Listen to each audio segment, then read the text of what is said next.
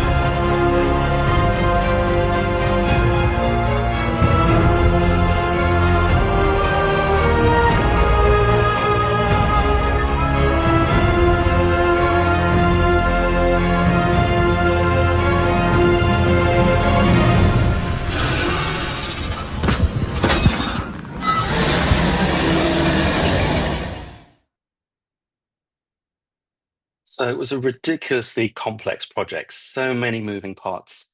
But the general concept is you have this baby dragon hatched from an egg, and because of the randomness of DNA and the way what life works, each dragon is unique to the person that hatched it.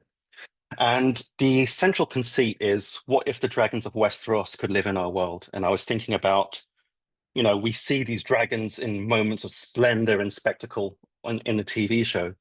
But what would it be like to see them around your local landmarks, but then in the mundane confines of your living room as well? And also to live this almost as if you were, Sir David Attenborough. Instead of looking at the otters in the Galapagos, you're looking at these dragons just hovering around your local street like foxes or raccoons. So this is the concept overview. It's also actually a basic user journey. The user will steal a dragon egg from Westeros. They go through a portal into Westeros, bring it back into your world, it hatches, and then you have a unique dragon. And then once the dragons reach maturity, they're free to roam the world for others to see. So if you are looking after your dragon and you happen to look at the sky, any other dragons that have reached maturity are now roaming the world for everybody to see. In terms of experience design goals, we wanted the user to feel a sense of surprise and awe as they see these fantastical creatures observe, interact, and navigate the world around them. And then another thing, because this is a common thing with any kind of app you make, you want to try and build on that virality as well. So we want the user to capture and share these moments with friends and fellow fans on social media, because that's a common KPI when it comes to any app of this type. I'm going to kind of go through some of this stuff very quickly, but the key thing here for me is the second one. Like I said in my bio, I'm always trying to hit the thing that makes a project unique and new, things that haven't been done before. And for me, this was the line that did it, which was leverage cutting edge augmented reality to deliver emergent experiences that people will talk about and share. It's not enough just to have a dragon that's perspectively correct on your mobile phone that looks like it's on your environment. I want it to be in your environment, interacting with your environment, knowing where all those different pieces of your living room, your house, your street, your landmarks, your sky, your cityscape are, and react accordingly to all those things. So in order to accomplish anything new, you have to do three things. You first of all have to convince yourself that this is possible. Is this thing actually possible? Do you believe in it? Once you've sold the idea to yourself, you have to convince your team. Does your team believe it can be built? Is this possible? Is it exciting enough? Build up the excitement so they want to work on it as well. And then on top of that, it's your client. Is your client interested in it? They're the ones funding it. Is it exciting enough to them? Does it hit that core insight or truth that marketing has researched? Does it hit the core values of the show or the brand that you're trying to market? All those things are equally as important to each other, but they happen in that order: yourself, your team, and then your client. When we pitched the idea, which was making augmented reality dragons, I knew it wouldn't be enough just to have an augmented reality dragon. We actually pitched this for the first time, I think, in 2021. And I was already thinking about what technology would be around in 2022, 2023 for us to kind of build on that idea of the next generation of an augmented reality creature. And so already I was thinking, well, first iPhones have just got LiDAR. Does that mean depth sensing will now be a thing? We can finally do this thing where we integrate properly with the environment. Will phone processors be more powerful? We can start to leverage more machine learning running parallel to the augmented reality so we can do more things. We used to have this thing, or I used to have this thing at the mill where I would say that augmented reality is not just augmented reality. Augmented reality is just a viewer. It's the stuff you cram on the sides of it to kind of augment the augmented reality to make something really worthwhile. So the way you do that is through a discovery period. And the discovery period is a period of the project that you put right up front.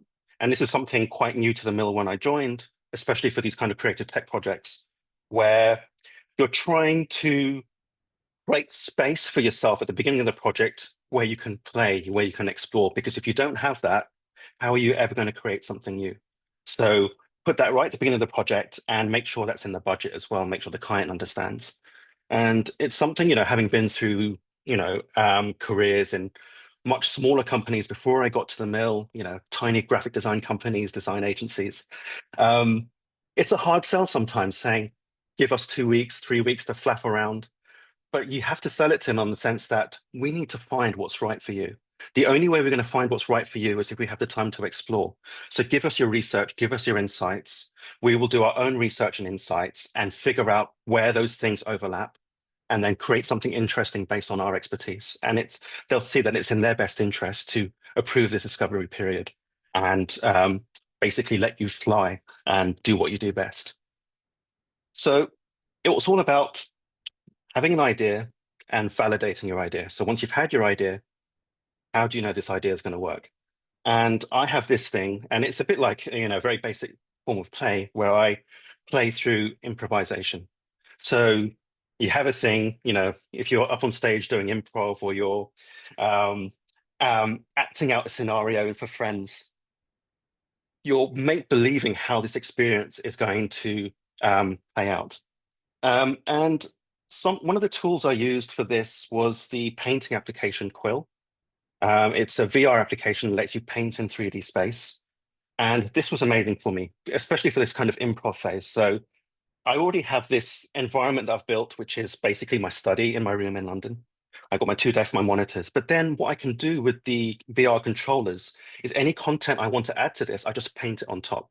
It's like having the ultimate toolbox where I can paint my own toys. They come to life, and then I can pick them up and puppeteer them around the space. And this was incredible for me trying to determine what the entire user journey was from beginning to the end. So here I've created different scenarios. Again, you saw that in the breakdown video. We have, when the dragon's just born, it's a hatchling. So I need to think about how experiences play out on a tabletop scale. And then when it's slightly bigger, it's on your table, it's creating more havoc and danger around your living room or your bedroom. This is an interesting one because you think, well, these dragons get massive. So how are they going to play in your room if you have a gigantic dragon? And again, when I talked about all those things that put me off about AR before, it's like, most cheap AR would just overlay that thing in your room. It doesn't care about the scale. It could be through the walls and everything, and it would just look like a sticker, something stuck on your phone. I did not want that. And then here at the end as well, I'm also thinking about what would be exciting in terms of the social aspect. And this is where the idea for other people's dragons flying around came to mind, and saying, well, I don't want to build a network infrastructure. How can I build a compelling experience that uses the idea of social dragons in a context that can run on a mobile phone? And so once we have all of that, it's, again, I'm thinking about, yes, I have it. There's a core thread here for a user journey from beginning to end that we can use as a spine for what their final experience is. But ideas need to be validated. You're never sure if an idea is going to work until it's validated. And the way you validate your project is through fear. What are the things that you are most terrified about when it comes to building your project? What are the things you're most unsure about? Things that if you were told, here's the money, go and build this tomorrow, what's going to set you up in the middle of the night having palpitations and sweats thinking, how am I going to do this? And so what you do is, like kids do, you quell the fear through play. You take what scares you most about that project, think about it, form it as questions in your mind, and then you think, well, what could I do to alleviate that fear? What are the kind of things that I can do that would, what could I play around with that would take that fear and turn it into something that I know about, a bit like exposure therapy, that I know about, and then figure out what to do. And so you take those things and then you work them into the creative. And I did this on two fronts for this Dragons project, which were to have the art team figure out how to do this in terms of art. So we know the challenge here is how to create procedural dragons that are unique to every user. And that's, a big problem. Like if you want them to be different enough that when people look at two dragons side by side, they're not thinking, oh, this is just the same dragon with a different color. It has to be more than that. And so Glenn, our concept guy, started kind of sketching out these dragons and thinking about all the different pieces of the dragon that we could play with in order to create variation. And here you can see he's playing with basic head shape, but also cutting up the pieces and the horns into different layers. So as a very basic prototype, you can start dragging those Photoshop layers around and seeing how these things look like, a bit like those children's activity books, which is, again, a really nice way of playing around.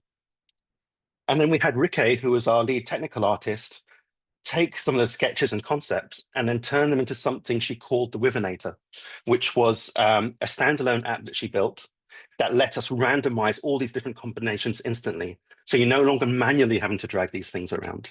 You're able to press a button and say, random dragon, or I like this dragon, let's swap the horn out and see how different it looks with different horn types, eye colors, bone colors, etc. Now, I had some amazing concept artists to choose from. Like the abundance of concept art talent that we have in London is amazing. These are Glenn's sketches, and he was, rendering and trying, pushing against the boundaries, trying to figure out what makes a cool looking dragon. I was actually very lucky to find that he'd actually worked on the Game of Thrones marketing material for Sky TV in the UK. So he was very familiar with the dragons. And we and the 3D artists, we always used to joke around how 3D artists normally have three muses.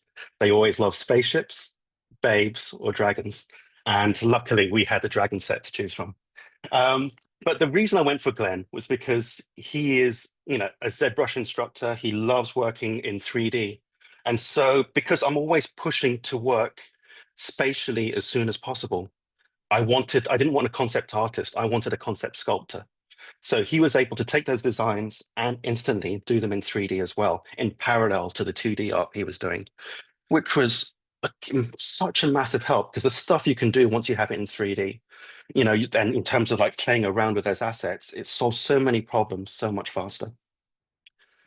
So once he had these things in 3D, for example, and if we wanted to say, figure out what would say a Drogon-sized dragon, a Drogon the dragon being from Game of Thrones, since House of the Dragon hadn't actually been released yet, what would Drogon look like down the local supermarket in the car park? And he was able to do that.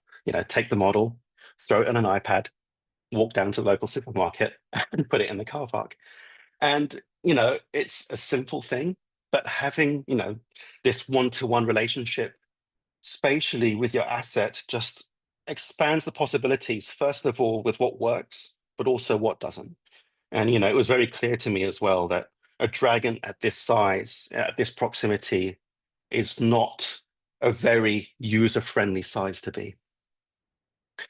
So that actually became one of the big things when I was working on the project, was balancing that triangle of usability, spectacle, and practicality being just how well it interacts in the space, etc.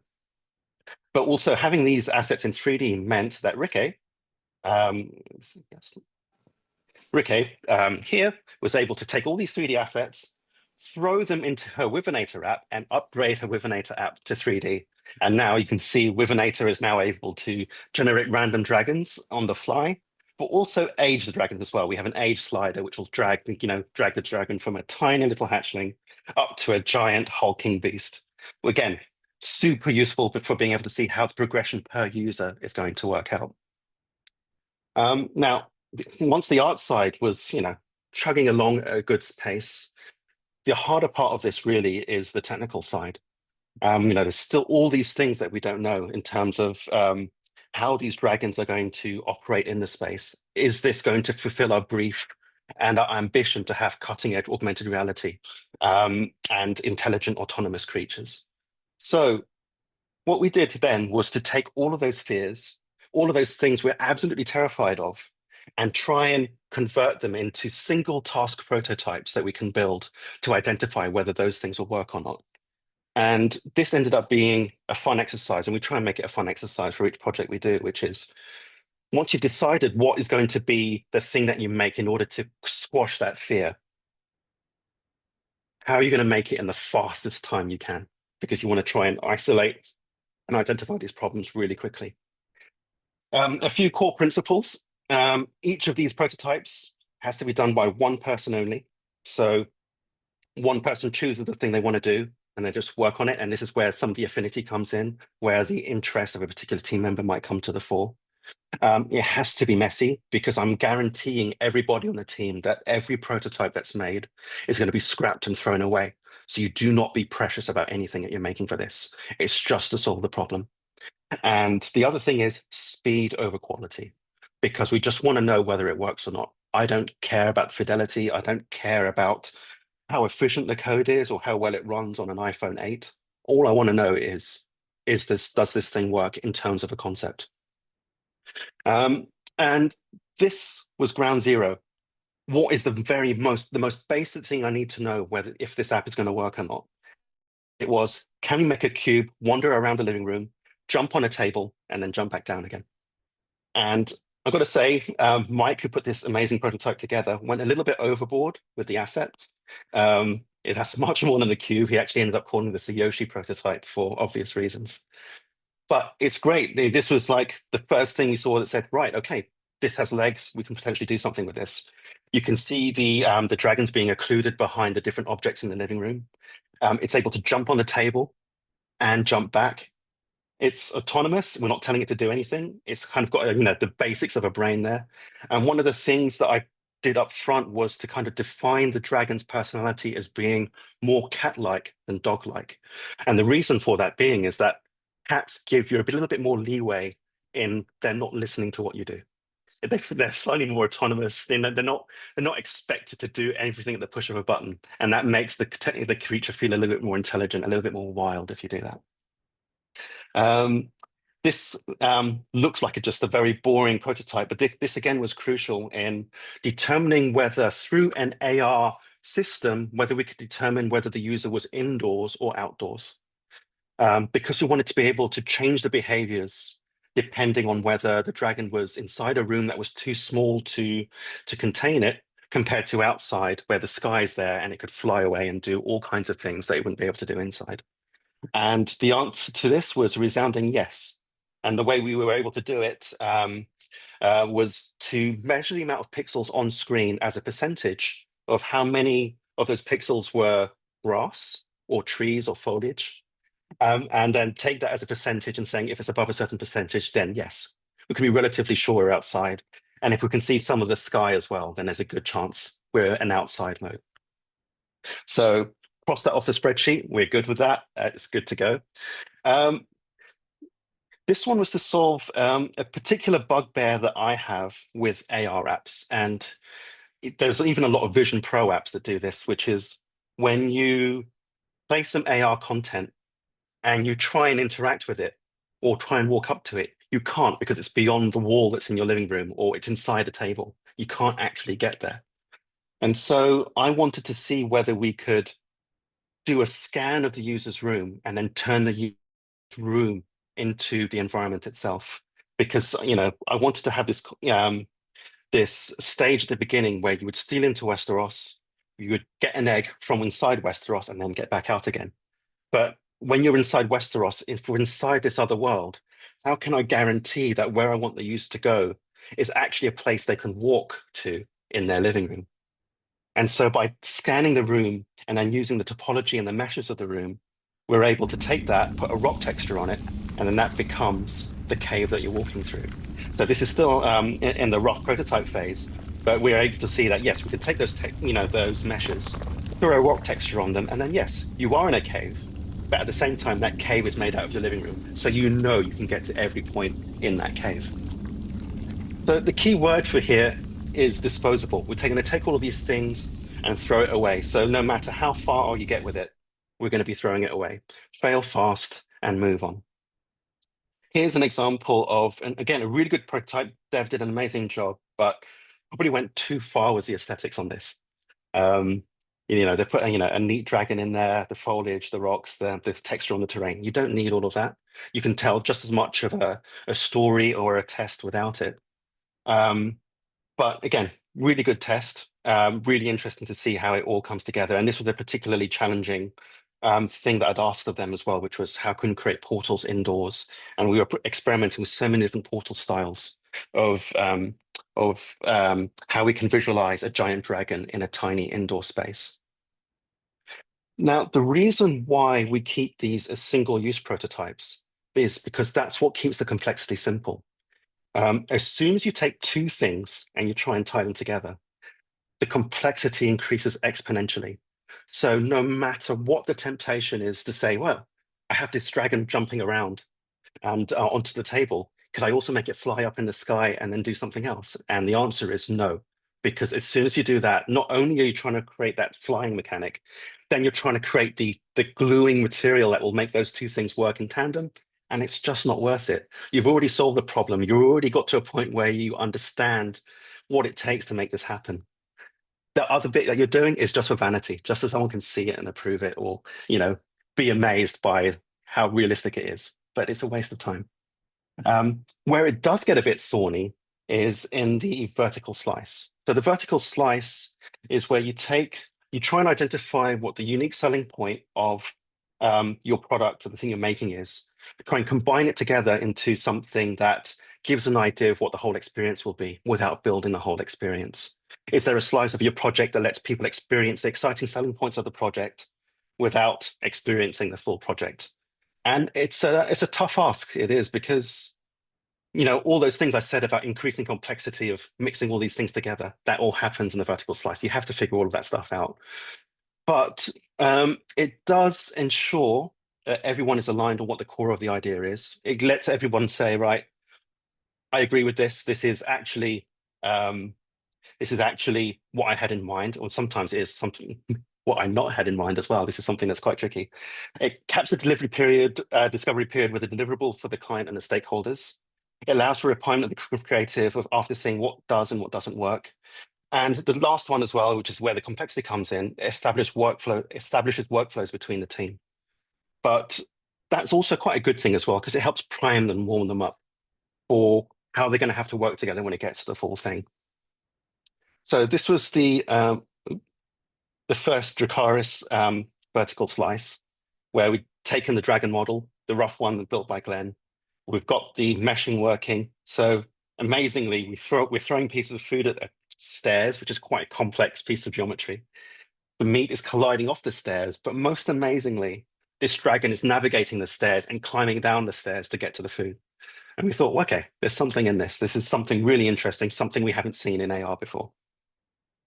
And then, trying to take it to the next level as well. Can we combine animations? And so I'm throwing a piece of meat onto this bush. Not only has it seen the meat and drawn its attention to it, it realizes it can't get there by walking, so it flies up, grabs it, and then does something else as well.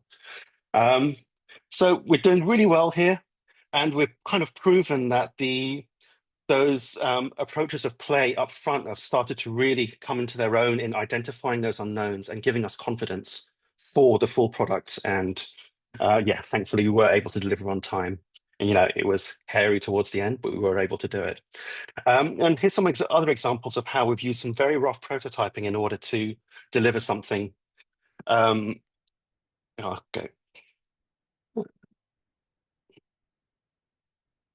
Yeah, cheers.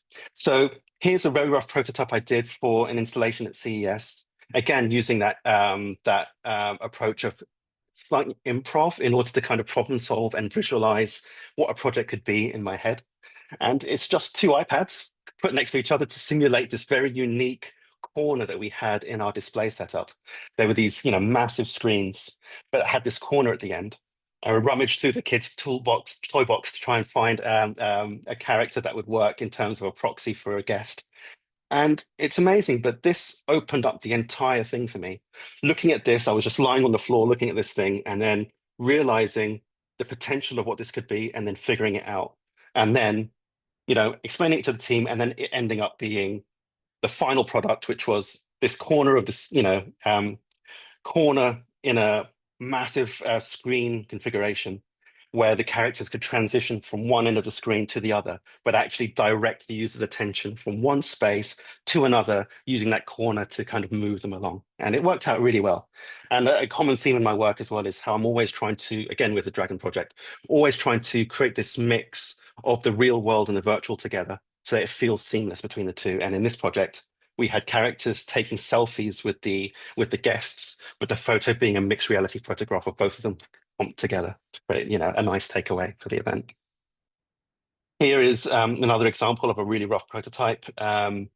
Me and some devs online trying to figure out how we could create this augmented reality visualizer. So we're trying to pull down all kinds of things that we can from the room, old shoe boxes, Lego cars, pieces of cardboard, just trying to figure out what works. And then when we're in the studio, everything kind of works because we've already figured out all the hard stuff. We've figured out all the things that we could do, that we couldn't do, and we end up with the thing that we wanted at the end. Not everything is a success. This is me trying to test whether we could use Shutterstock footage to create flowing hair.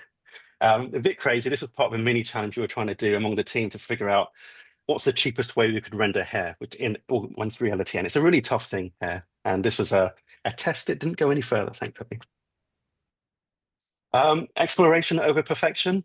The reason for this is because the abstract, there's something about the abstract that gives you the idea of potential.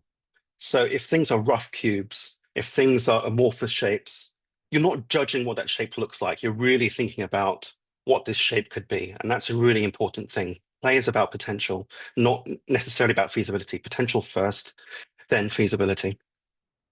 So I'm going to go through this project very quickly, which has a few key points I wanted to bring up in terms of building things spatially and also things that I discovered when it comes to exploring the potential of creative. In a place called Lovecraft Country, it was all an American dream, sci-fi and pulp zines. Until we made it a reality. To transport fans to the world of Lovecraft Country and create connection in a time of quarantine, we created Sanctum, a groundbreaking social VR event series inspired by the show's exploration of race and identity in Jim Crow America and its cosmic horror themes. 100 influencers from all over the world were gifted Sanctum VR kits that transported them to our virtual world created on the social platform VR Chat, featuring the stars of Lovecraft Country. Greetings, travelers, and welcome to my reliquary. There, they explored a garden of Afrofuturist art pieces by Black artists, experienced immersive theater, That you are free. in duet with the voice of James Baldwin, and celebrated the show's season finale with a concert by the Grammy-nominated phenom Janelle Monáe. I'm Janelle Monáe. Welcome to Sanctum. Set in an interactive cosmic playground, guests connected with their fellow travelers and worked together to unlock hidden rooms and solve puzzles, Congratulations, travelers. all matching scenes from the show. The public participated via YouTube live stream, where they solved riddles in real time, casting spells that directly impacted the VR world. Conceived, designed, and built by a global team collaborating remotely, the experience garnered extraordinary global attention, creating a reach of over 358 million, and pioneered the future of virtual community experiences. Thank you, Lovecraft. So that was a pandemic project, and that had a lot of things to it that made it probably one of the most affecting projects I've worked on in my career. I think the pandemic was a big part of that. So a virtual event, obviously during lockdown, you can't go out and do public events anymore. So the idea was to do a virtual event for Lovecraft. And because the deadlines were so tight, I proposed that we build the entire thing in VR chat, just because it would kind of reduce the need to build our own infrastructure, and we don't have to rely on other people's, rely on our own servers to be able to pull this off. Now, the thing about VR chat, which was a peculiar limitation that I thought at the time, but actually worked out really well for us, is that before you're allowed to make content for VR chat, you have to have spent an undescribed number of hours in VR chat, and you don't know how long that amount of time is. So during the pandemic, every night after my kids had gone to bed, I would jump into VR chat.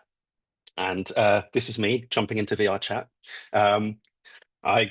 It was, quite an eye-opening experience. I was drinking at this bar, and it was interesting, all the kind of mad people you meet at the bar.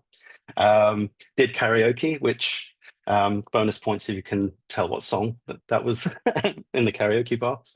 And I sat at the fireplace as well in this kind of winter lodge where these kids would be sitting around talking about their fears for lockdown, for COVID, their fear for their elderly relatives. And they didn't see this as being this weird cartoony world. For them, this was their natural state. This was just them going into it and experiencing life with their friends. And experiencing all of this was great because it made us observe and explore. And it made me realize that for all the talk of the metaverse that was coming out at the time, the metaverse did kind of already exist in VR chat with the amount of infrastructure they already had and the large audience that already built up. But this brought up this, which was a really interesting thing for me, something I've always remembered, which was we were checking out this basketball court, which we'd been told was, really nicely rendered. So we were in there, and then this giant anime woman came up to us and said, "Hi there." And she kind of crouched down, laid her hand out and said, "Sit in my hand." And, we thought, we'd already met some weird people in VR chat before then. And we're thinking, well, what are you trying to get us to do? And so Mark wandered over, sat in her hand, and she then picked him up and spun him around the room. And it was mad. He was giggling like a schoolboy, screaming as he was being spun around.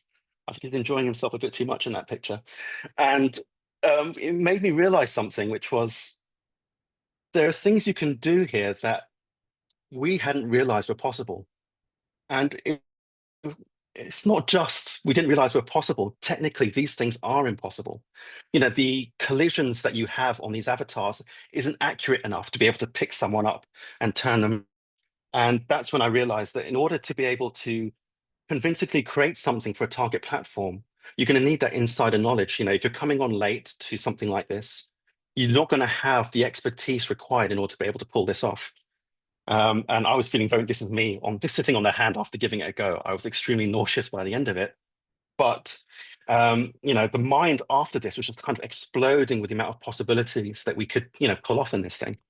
And so that became a big part of it as well, which was like every day we'd go out and explore, find these things and try and build up our repertoire of little exotic Lego blocks that we could use in order to build our experience. And I always remember this as well because it gave me an experience that I hadn't felt in technology before. And I'm always on the lookout for those, which is what is the thing that they are doing to me right now that wasn't possible, say, before this thing existed or before I'd experienced this thing. And you'd argue that a lot of the things in film and TV have already been found out. People know how to stage it. There are books and tomes and lectures and workshops on how to create compelling narrative in film and TV. But this new frontier of what we're doing in digital tech, creative tech, everything is new. When a new piece of technology comes out, something like the Vision Pro with eye tracking, or something spatial, or something new gets added to a mobile phone, which becomes a de facto standard for every mobile phone, we have new tools that are able to create new kinds of experiences, which you can only really find out through play. And, it was amazing being able to go around this thing, but it also highlighted to me how useful spatial tools are in the construction of an experience. So this is us with the team at HBO and the teams of the Mill London and New York all together having a meeting. This is the group photo we had before we got together and actually did the meeting, which was this. But being able to walk around a virtual world and edit it on the fly and walk over to the different things that you're talking about, 2D storyboards, text in a deck doesn't cut it anymore when it comes to doing this stuff. I am now fully sold on the idea that in order to design spatially, you have to be able to create, prototype, and iterate spatially. And this has become something that I've become especially obsessed with. We're running out of time a little bit, so I'm going to skip over this Mill Scout video, which is basically an augmented reality app that we made in order to be able to visualize augmented reality quickly. But designed as a tool to visualize virtual assets one-to-one. It also became very useful to me as a creative director to be able to prototype experiences in an AR context. I was able to kind of, for example, here, take all those dragon animations, throw them into Mill Scout, and then just walk around the world, switch on this app, and then prototype scenarios in the real world very quickly. So I could have this library of all my assets in my pocket and just visualize these things. And this has become a recurring focus of my non-project work now as well, where I'm trying to figure out how I can create my own tool set that will let me reduce the gap and reduce the friction between having an idea and being able to see it in the real world and visualize it as an actual thing. Here is the first iteration of that, where I'm able to take a beautiful animation by the special projects team at Wētā Effects and turn it into an augmented reality experience.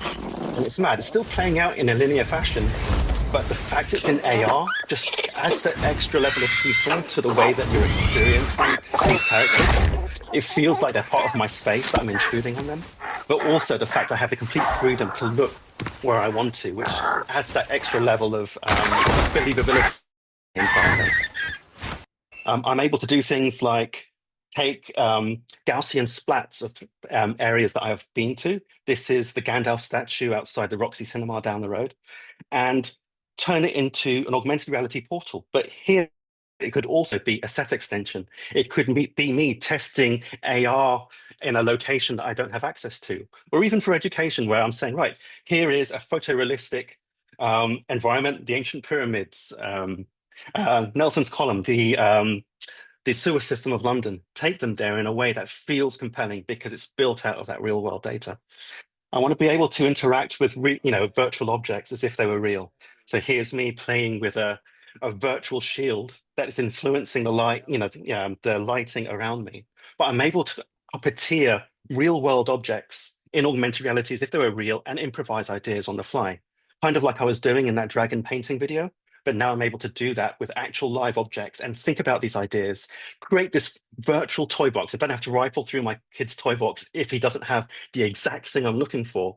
But if that thing happens to be a 10-foot monster, a lightsaber, or some unique thing that a particular brand or IP has attachment to, we can play with that and improvise in a spatial sense. And it's not something that just I can do, because there are off-the-shelf tools you can use for this stuff as well. An iOS or Android device will use USDZ or GLTF to instantly display in augmented reality. Shapes XR on the Meta Quest is an amazing piece of software. I strongly recommend checking that out if you haven't. Gravity Sketch on the Meta Quest as well, being able to construct things in 3D around you. And a new one, FaceTime with USDZ view on the Vision Pro is incredible. So opening up a FaceTime with 4 people and then being able to share a virtual object in your space, then all of you walk around this thing. The fact that is something that's built into the operating system is a very cool thing. And I know Vision Pro probably won't be a consumer device for a long time, but if you know people that have it, it's a really cool way of being able to kind of prototype on those things. So takeaways. Yeah, there we go. We'll have to do a video call, Josh. Figuring out as you go is absolutely terrifying. You do not want to be in this situation ever. And you don't want to be in a situation where 3 weeks before project delivery, you're telling your client, that thing we pitched at the beginning, that thing that we said we were going to do and make the project amazing, we actually can't do that. It's not technically feasible. This is something you do not want to happen. Use play as a way to allay your fears. So figure out what your fears are, and then figure out a way to allay those fears, squash those fears by building up knowledge through play. Figure out a way to test your ideas, ideally spatially, because again, 2D doesn't cut it anymore for a lot of these things. Anything experiential, XR, space-based, I don't think 2D. 2D is great for the initial concept, but you want to get spatial as quickly as possible. Play should be messy, unrestrained in approach, not precious. Figure out your toolkit. So for me, it's AR. It's using things like Unity, Unreal, WebXR. All of things are things in my toolkit, but yours can be paper, cardboard, whatever it is that you're comfortable with. Figure out what you're scared of, mix those two things together, and figure out what solutions come out of those mix of those two things. And I was quite proud of myself for making this. I don't know if I came up with it. Make it fun, then get it done. The time for play is right at the beginning when you're trying to figure out all the things that you have to do.